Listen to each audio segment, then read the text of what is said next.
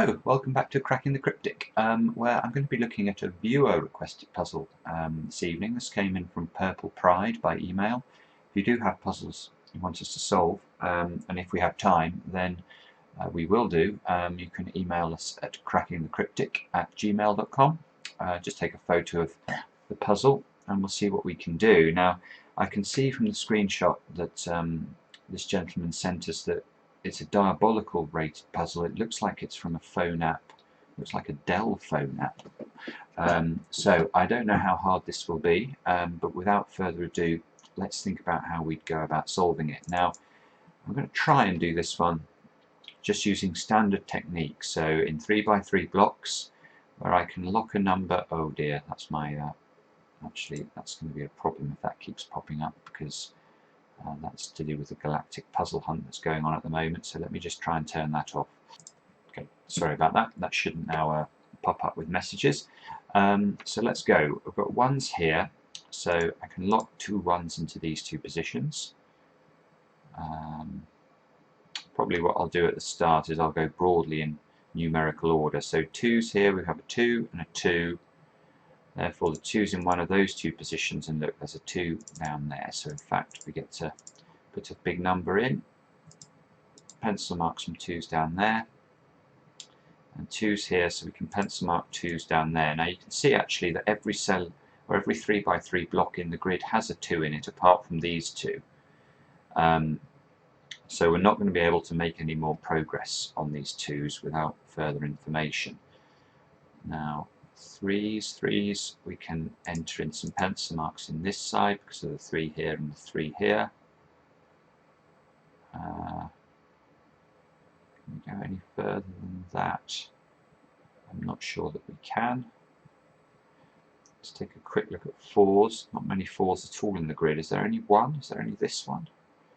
Okay, that's probably not going to be a fruitful number to focus on, so let's move on to 5's.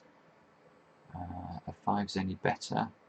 Yes, we can place pencil mark 5's in to those two positions there, and that means with this 5 we get a couple of 5's at the bottom there.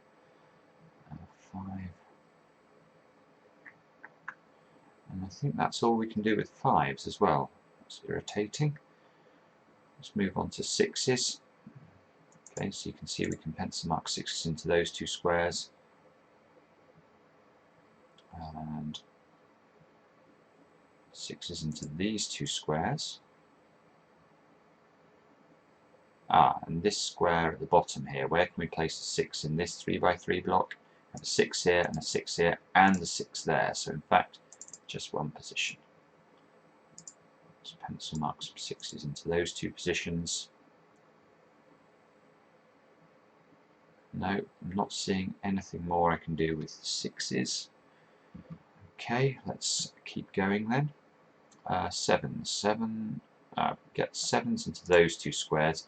Not usually a useful pencil mark, you know, the offset 7's in the block there, but we'll see if we can do anything with that. There's only two 7's in the grid, so let's move on to 8's.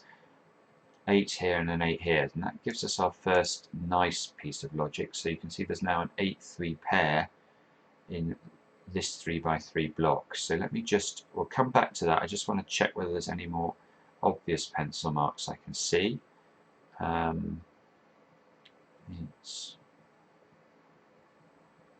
Yes, hang on. So this 8 here and this 8 here interact to give us 8's into those two squares, and that allows us to pencil mark 8's into this block as well because of the 8 here and the 8 in one of these two positions. Now, as I say, okay, let's come back and have a look at this now. So we've now effectively got 5 numbers in row 2. And this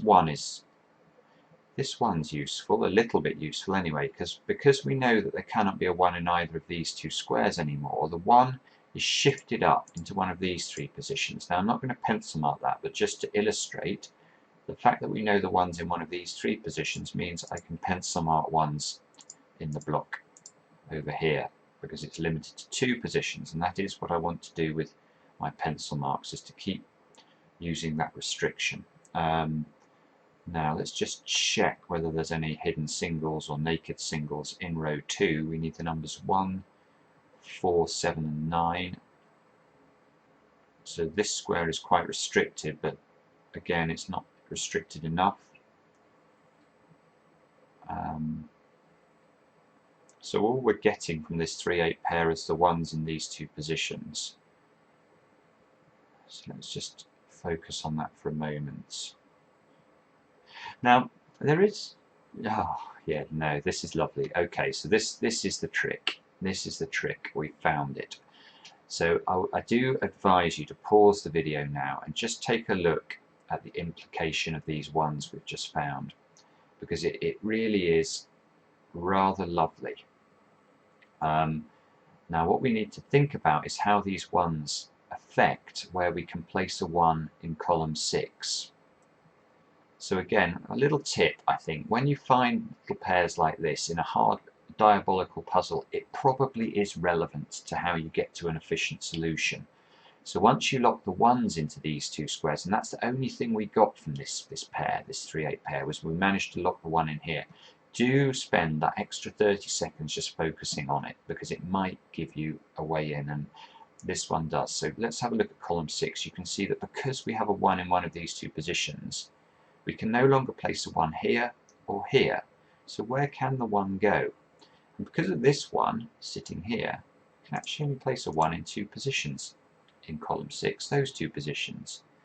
But you'll see a huge symmetry here. If you look at the number 8, we have an 8 here and an 8 here. So this 1-8 pair has the identical, or the 8 pair, this 8 and this 8, has the identical effect on column 6 that the ones that we just looked at have. I.e., those two squares are the only squares in column 6 that can contain the numbers 1 and 8. Now you'll say, okay, well that's not strictly using your pencil marks. No, it's not. If I was to pencil mark in these 1-8s like this, it wouldn't be strictly in accordance with the pencil marks, but some people like to branch out when they find this sort of thing, this hidden pair in a column. And just for illustrative purposes, for the sake of this video, this 1-8 pair is worth leaving in, because you can immediately see this is going to be helpful, because now we had a 6 pencil marked into one of these two positions. Well, we know this square here has to be a 1 or an 8 now. It can't be a 6, so we get to place a 6 in the grid. And that, in fact, that's going to resolve the pencil mark 6s in the central 3x3. It's going to allow us to pencil mark 6s up there. Now, can we do anything more with that? We might be able to. Let's just have a quick stare at this. 6s. I can't quite see how, but this 5 now becomes lovely as well, because now this square cannot contain a 5. Where can we place a 5 in this bottom block?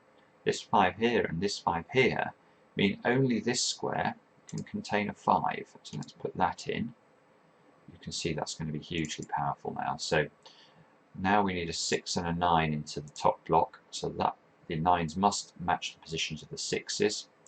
This 5 here rules this square out from being a 5, so the 5 is going to have to be here. And the moment I place that 5, I'm also going to be able to place a 2.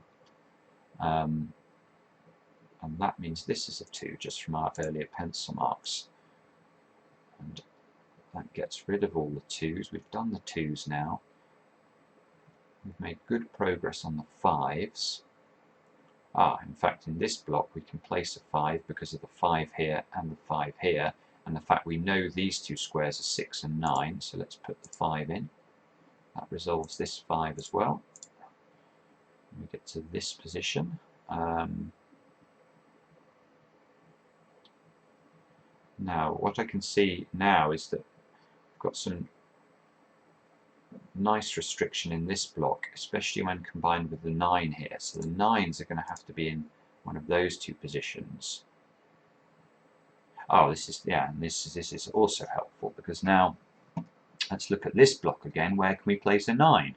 Can't be here, but this 6-9 pair that we had we found earlier locks a 9 into one of those two squares because of this 9 here. So in fact there's only one position left that can take a 9 in this bottom block, and that's there.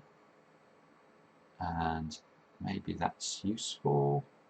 What do we need to complete this? 1, 4 and 7.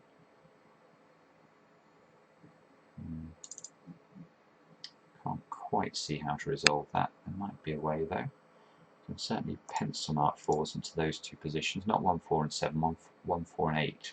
I'm talking nonsense. So this 8 here, this 8 here means the 8s are locked into those squares, and the 1 as well. So we now have a 1-8 pair. In fact, this is the only square that can contain a 4. Let's put that in. We can pencil mark 4s. In fact, we're going to get, this might be the end of the puzzle in terms of difficulty. So we can pencil mark 4s here. Let's look at the effect of the 4 on the top block. With this 4, this is going to have to be a 4. The moment we place the 4, remember to unwind our pencil marks, so we get a 1 here. Now obviously we can complete column 4 now. We still need to place, what is it, a 7 in this column. And this 4 here means there's only one place a 4 can now go over on this side, so that's going to have to be a 4. Pencil mark the 4s into those two squares.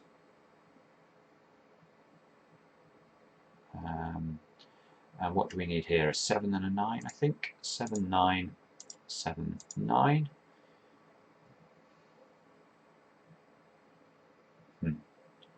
Well, one of the things we can do here is we can use uniqueness actually to break the puzzle open. So let's just take a look at the positions that we've got. We've got a 7, 9 pair in these two squares. And look, we have 9s in exactly the same positions, i.e. in columns 1 and 3 in these two squares. So let's ask ourselves, in fact we don't need to use uniqueness because there's a 7 here, but I will explain the point. It's not possible for either of these squares to contain a 7, because if either of them contain a 7, we have a puzzle with two solutions now, because for example, if this square is a 7, you can see now that this square would be a 7, this would be a 9, and this would be a 9. But the problem with this arrangement is that you can simply switch the 7s and the 9s around and nothing else is affected in the puzzle. There is no way of telling whether the intended solution is to have a 7 here or a 9 here, because this 7-9 arrangement of 4 cells effectively sits outside the rest of the puzzle because it doesn't actually interact with any other part of the puzzle at all. You can see however we arrange them, we only affect these 4 cells. So that would lead to two solutions, which is why there could not be a 7 in either of these two squares. And you can see because of the 7 here, that would mean this square is a 7. Now there is another way in this particular puzzle we can get to the same answer, which doesn't rely on uniqueness, and that's to look at this 7 here. Now this 7 here means there is no 7 in this square, and that means that the 7 in this 3x3 block is locked into either column 1 or this square in column 3. So now, I'm not going to leave these pencil marks in, but this is just to illustrate the importance of pencil marking is really profound here, because once we spot that this 7 locks the 7s into one of these columns in this 3x3 block, then we're able to actually deduce that there must be a 7 in one of these two squares. Now why is that? Well, it's because we need to put a 7 into column 2, but we haven't managed to do that yet. So the only squares that can actually take a 7 are down here. Or another way of thinking about that might be to say that we know, looking at this 3x3 block, let's do it this way around, this 3x3 block, 7 is either in column 3 or column 1. So let's imagine it's in column 3. If it's in column 3, we know that the 7 in this 3x3 block must be in column 1, because it can no longer be in this square. So we'll have a 7 here, a 7 in one of these two positions, that gives us a 7 down here. Similarly, if on the other hand this was the 7, Neither of these squares would be the 7. This would be the only place a 7 could go in this 3 by 3 block, and that locks the 7 into one of these two positions down in column 2. So all of that is a very long-winded way of saying that there's a 7 in one of these two squares and we have a 7 there. So let's put the 7 in there. The moment I do that, of course, I can do two things. I can unwind the pencil mark on the 8 that I had before. Also, this 7 and this 7 mean there's a 7 here, look. Again, from our earlier pencil marks. The 8 means I can unwind the 8 and the 1 in this block. You can see that's very powerful. That allows me to place a 1 here. And I think we're very nearly solved now. We need a 1 over in this block here. It means we still need a 3 into row 9, so we get a 3-4 pair.